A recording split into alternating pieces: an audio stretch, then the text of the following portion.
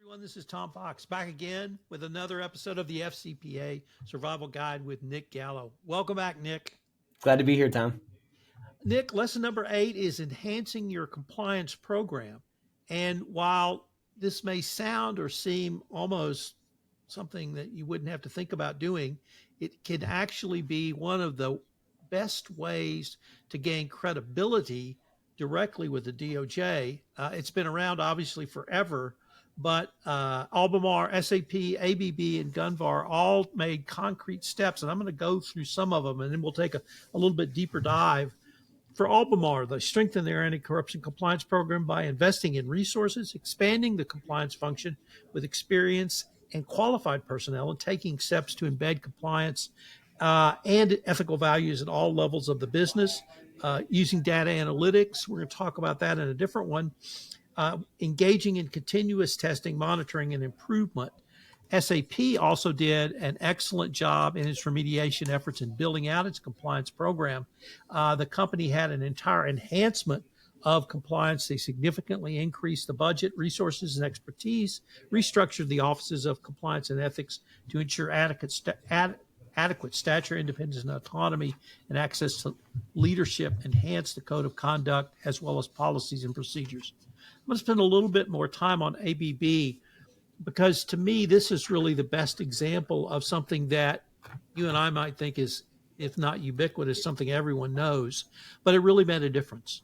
ABB was the first 3-time FCPA recidivist. They understood they were in major, major trouble, and they had to engage in a massive effort to get the result they did, but even to make the comeback that they did. And ABB started with their hire of their chief compliance officer. It was a lady named Natalia Shahada, who had been in compliance in Houston. Before she was in Houston, she was in federal trade controls on Capitol Hill. Then she went to work for Shell. Then she went into trade controls at Weatherford when Weatherford had one of the worst FCPA enforcement violations and serious enforcement action. And there she was literally a part of a dream team, which was headed by a guy named Billy Jacobson. She got her chops there, and then she became general counsel of a couple of other companies in Houston and got them through their own journeys. And then ABB hired her. Well, when ABB hired her, that was a statement to the compliance community. It was a statement to ABB employees, and it was a statement to the Department of Justice. We're going to invest in the best. And there's multiple people who have taken companies through FCPA enforcement actions in their own journeys. And those people are well known to the DOJ. And when you hire someone like that, it really makes a statement. They gave Natalia the money to hire top lieutenants so that she could literally create her own dream team of compliance professionals for ABB. They worked very closely. We've talked about it in prior podcasts with their extraordinary reporting and cooperation with the Department of Justice. But with this extensive remediation specifically focused on compliance, they had a document entitled Written Work Plan Review and Reports, where ABB agreed to provide to the Department of Justice and follow-ups a review for the work plan for the testing of their compliance program that allowed them not to have a monitor. The bottom line was all of these 3 companies put the time, money, and resources into compliance. They all hired a top-notch. Albemarle had Andrew McBride as its CC, brought him in as its CCO. But they hired really the top levels of compliance professionals, and they backfilled their compliance programs. They gave them the resources to build out a world-class compliance program. Although I had one former CCO who got his company through an FCPA violation, and he said, you have everybody's attention for a little while, and you got your 15 minutes in front of the board, so you better get it. And he said he got it, and he got the resources to do it. But it struck me in kind of reviewing this section for this podcast that there's some really strong statements you can make by those you hire. There's strong statements you can make by the expertise of the people that you have in your compliance regime and the resources you have available. And I know you as a finance guy love it when you can say, this is our budget. This is how much our budget increased. And this is how we're using our budget. So like I said, in thinking about this lesson, it really struck me that this is an opportunity that a company can take to really put forward their best story around the enhance of their compliance program. I know I laid out a lot for you, but what did you think about this one? Yeah, I think the way you teed it up is exactly right. You get the opportunity to build a story. And so, look, there's some natural subjectivity in any of these actions. You know what I'm saying? The DOJ is trying to understand, is this company actually serious about, we found this issue. Are they serious about fixing it, or are they just kind of paying lip service to it? Are they just trying to check the box? And I think if you look at any of the guidance that's come out over the last few years, it seems like they're really looking for an authentic adherence to this stuff, not just paying it lip service or greenwashing our way through a DPA or something. You know what I mean? And I think when you start to frame it out that way, and you understand that it's about getting somebody comfortable with the steps that you're taking, I think it opens up to a lot more opportunity. I've had a lot of conversations with compliance folks, and I've gotten this frustration, or I've felt this kind of frustration where it's like, I don't know what the DOJ wants, because to your point, the DOJ is not going to say, shut down the third parties and change your business model. They're going to say, here's the problem, fix it, and we'll tell you if we think that fix works or whatever, right? So I think it's kind of empowering, instead of trying to solve for some, unknown, put the ball through some unknown hoop that you can't even see, to just kind of get yourself comfortable, or say, like, if I have to build a case, so to speak, to represent and provide evidence that I'm actually trying to do these things and fix these problems, well, then what would that case look like? What would that set of evidence look like? And it's going to be a bunch of authentic things. So, you can draw an analogy for somebody that, maybe they want to get healthy in the new year. Well, if they've thrown out all the junk food and they bought the new running shoes and they bought it, they got a trainer and they're changing, a bunch of different things, you're going to have a view of that person's like seriousness with respect to the pursuit of that goal, a lot different than somebody who just says, yeah, I'm going to start kind of walking, but they're still getting fast food every day. They're still drinking, soda nonstop, right? I mean, you're going to be able as an outsider to look at that story and look at the evidence and look at the things that individual put in place to get a bet on how committed they actually are to that goal. Are they paying lip service to it, or are they truly pursuing it? And I think when you look at ABB, that's a very tangible piece of evidence to say, look, I'm so committed to it. I'm bringing this individual in, and I'm doing these other, I'm building this sort of case, and I'm building this story.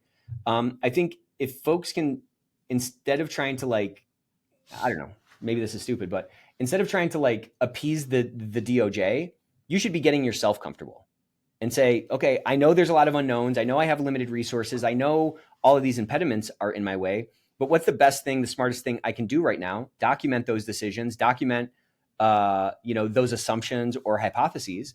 And I think you're going to be in a much more collaborative, you're going to set yourself up for a much more collaborative discussion, because you're not coming and giving a book report. This is a problem that you're trying to solve. And the DOJ has a bunch of exposure to a bunch of other companies that they can maybe help with, and, provide some of that collaboration you were referring to earlier with. But I just think it's all about kind of getting yourself comfortable. Can you get yourself reasonably comfortable, and can you build an evidentiary story that is going to get, a reasonable person on the other side of the table comfortable? Let me pick up on that last point, because I really want to emphasize the storytelling aspect in this. I had the opportunity to visit with you and Gio about how a compliance officer or CCO would talk to a chief financial officer to get internal investment dollars to invest in compliance. And you sort of walked us through not simply what a CFO might expect, but how you could actually speak to a CFO, how you could paint a story that would translate to CFO speak. And I've always said, who's your ultimate audience here? Your ultimate audience is the Department of Justice. Right. I suppose the ultimate audience could be a judge or jury if you chose to go to trial, but assuming you're not, what is going to persuade your audience? And here, I think you really have the opportunity to be creative, because after you've gotten comfortable with these steps, then you can start to craft a story about here is what we have done. Um, Hiring Natalia was not a lampshade. It was not a great window dressing. She was the right person for that job because of her experience. And whether you have to communicate that directly to the Department of Justice, or maybe they know of her from her prior work or her body of talks and papers and speeches and podcasts, then that's something you can sell, and start thinking about how you can sell all this or paint a story to the Department of Justice. We've hired the top people. We've given them salaries. We have given them bonuses commensurate with those given in the legal department. We have put resources in, not simply in hardening up one area of our compliance program, but literally moving it down to the operational level at the front lines. We've done the training. We've done effective training. We are continually communicating. We've done the data analytics. We're monitoring what we've done. And I think this lesson number 8, is that you should step back, think about all you've done, and put that in a coherent framework for your audience, who is the Department of Justice.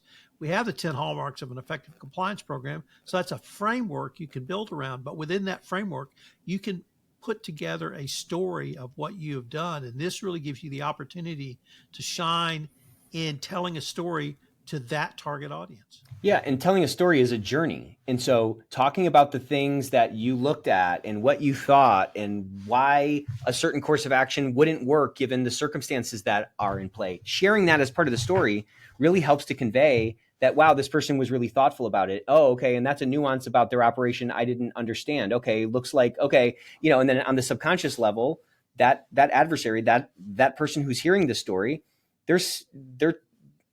we want them to quickly get to that tipping point where they're like, okay, this person gets it and they're competent and I can trust them. I can trust that they're authentically trying to fix this and they're being smart about how they are going to fix it. I think that's what the key of all these engagements are. Like, you have to convince them, to your point, you have to persuade them in a way, that they believe that you're authentically trying to fix the problem. And the best way to do that is to your point, document it and authentically try to fix it in your own mind for yourself. I really think this gives you a great opportunity to put a great foot forward. And once again, for a few moments in the life of that corporation, you're going to have everyone's attention as the CCO. So get the resources, get the expertise, and then talk about it. Tell people about it. Make it a part of your story.